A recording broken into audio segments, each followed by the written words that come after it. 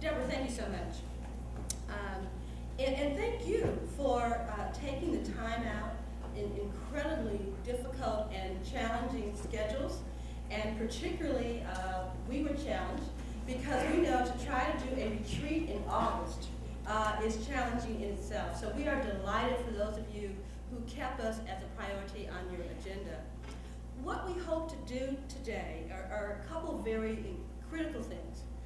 One is that we want to affirm back to you what we have learned as the result of having been engaged now in about 4 months of specialized and focused pilot planning. But really, we also want to give you some background, some context of how it is that we came here. Then we want to share with you not only what we've learned, but we want to share with you now, based upon your inputs, what do we propose? And from there, we want to hear your feedback. We are still in a process that not only do we have the benefit of identifying and look at the strengths that Kent has already proven. We already know that the state of Colorado has gone from a pilot to statewide. We see the benefits of Children's Medical Home in North Carolina. So we want to go from beyond what we know to say this is what we think we want to do here and get your input. Then we are also very delighted that we have what we call special sessions. And these special sessions, for many of us, are going to an opportunity to explore what's working, what's not working, and how can WCHAP potentially assist in or create recommendations back to us so that we can help address that issue. So that's where we want to go. We want to share what we've learned. We want to propose what the WCHAP model will be. We want to have special sessions, and we want your feedback and your recommendations so that we might refine our plan. And also, our goal is, at the end of this very month, is to have a preliminary proposal that we can share back with critical stakeholders, and a final proposal, because this wonderful opportunity we've been provided by through the Early Child Investment Corporation, we actually end, in terms of our planning process, September 30th. So we've been moving fast. And with your input, we're going to continue to move fast, but in a comprehensive and engaged way. So we are really doing this together. Both Teresa and I are kind of locked at the hip here and have been. I'd like to share with you, though, context really quickly. In February of, no, actually in 2008, the Early Child Investment Corporation did a Children's Medical Home Summit. And at that time, I had the blessing, and still am, the volunteer chair for our physical health action team for our Great Start Wayne. And Teresa, as a result of her leadership with the Assuring Better Child Development and with the Michigan American Academy of Pediatrics, was a part of our physical health action team. We went to Lansing. We heard Tom Peterson talk about the outcomes in Colorado and North Carolina. We met with other people from around the state, and we looked at each other and said, we got to do this in Detroit Wayne. So what we began on was a process of volunteers, part of our physical health action team, to try to learn more of what is this thing called, one, Children's Medical Home, and two, specifically, what is the Children's Healthcare Access Project. And that engagement began in November. Some of you saw the pictures. November, we had an invitational to primary care physicians. We had critical stakeholders from associations, Wayne County Health Authority, and many others join us for that first, here's what this project is, what do you think? And we can share with you in November of this past year, it was unanimous. Everyone said, this is achievable, go forward. So what we did, working with ECIC, we created a planning grant, and we were very pleased. We did receive a mini grant from them, and that has enabled us to begin to do some of this very important work. And you might be wondering, well, how is it they're talking about children's health care, but it's not coming out of the traditional medical or public health system?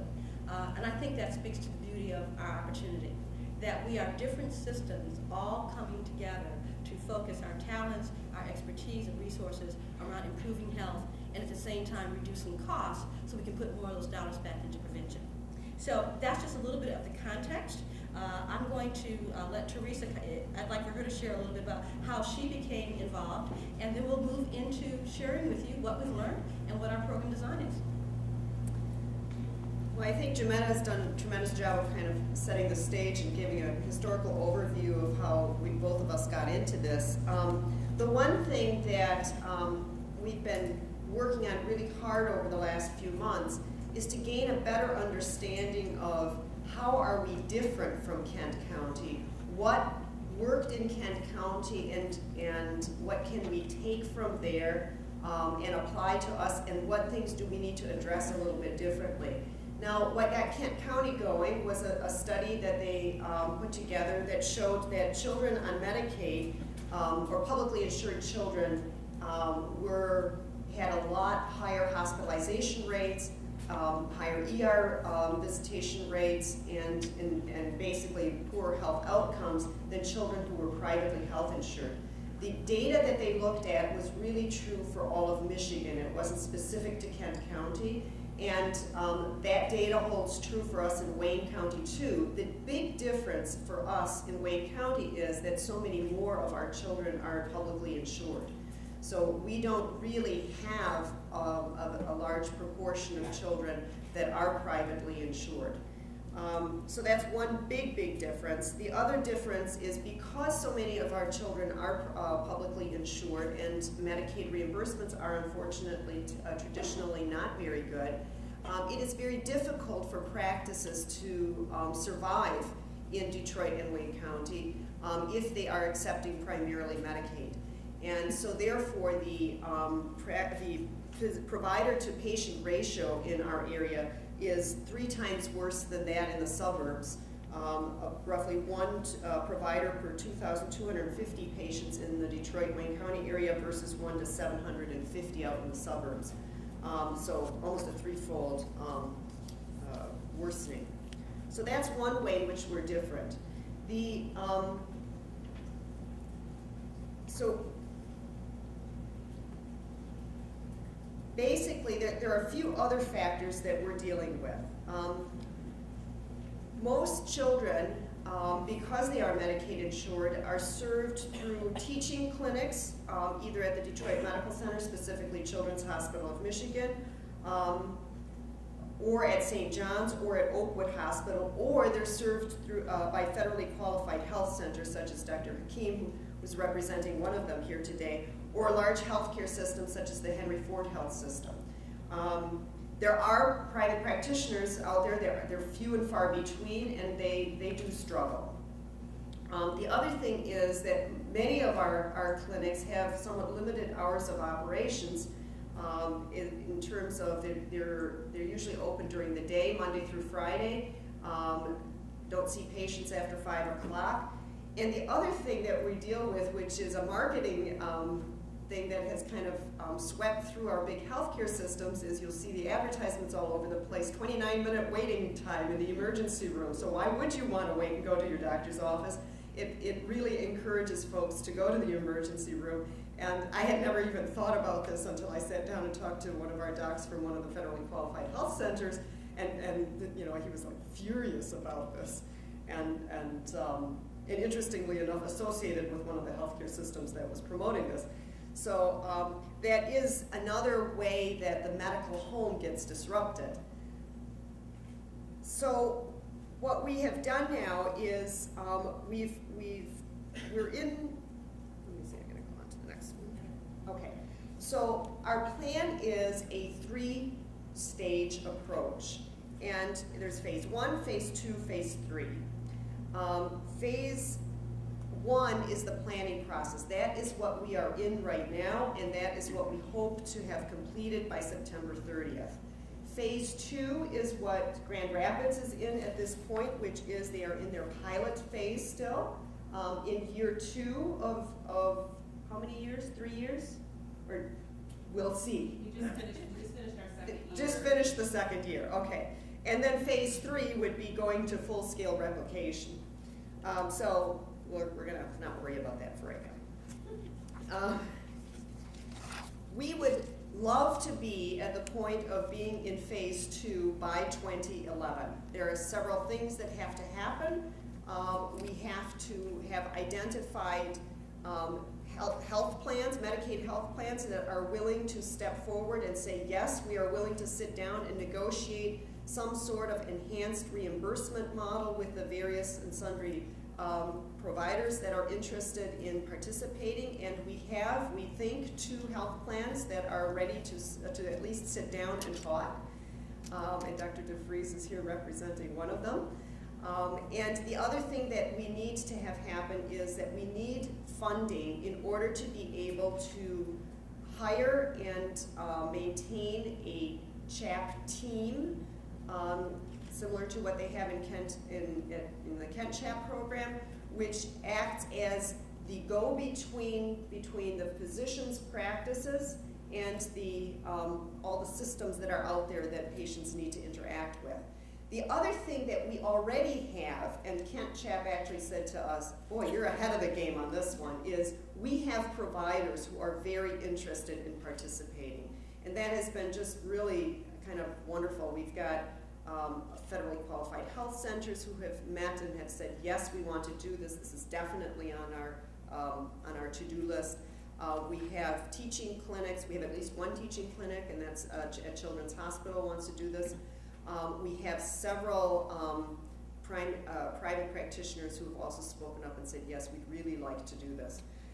So that part is, we've got the folks who want to carry it out, and I understand that when Kent CHAP started this, they actually didn't have that lined up yet, and they weren't sure what the uptake was going to be on the part of the providers.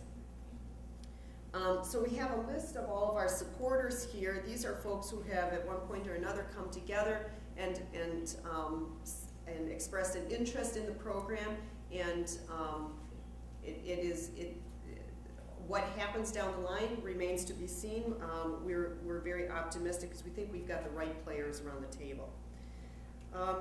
Some of our strategic champions are not just local but also statewide. We have the Michigan Department of Community Health, who has expressed that we are in perfect strategic alignment with what their goals are. They have assigned a liaison person and who has come to several of our meetings and have expressed ongoing support. We have ECIC here.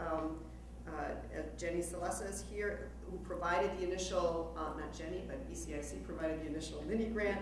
And ECIC is very important in terms of state advocacy for this model. They have also pulled together for several counties a learning community around the CHAP model. We've had one meeting already with, I think, another one being planned. We've had 2 meetings already? Two planned, okay, and we've had one meeting where we had folks from Kent County, from Wayne County, Shiawassee County, and from Kalamazoo come together to kind of learn how things are going, how various and sundry folks are doing this, because in the long run, the idea is that this model is if we can make this work in Kent County, and we can make it work in Wayne County, and we can make it work in maybe a couple of other counties, there is absolutely no reason why this cannot go statewide, and it should go statewide then. We have from the Wayne Great Start Collaborative and Wayne Regional Educational Service Agency, the infrastructure and resource development support, and then we have identified our fiduciary as the Detroit Wayne County Health Authority, and Jocelyn is here from there, who's our liaison person, and they have actually provided us with some space for Jametta to have a desk and to be able to call people together to come and meet, and that has been extremely helpful. And at this point, that has been actually pro bono, which is nice.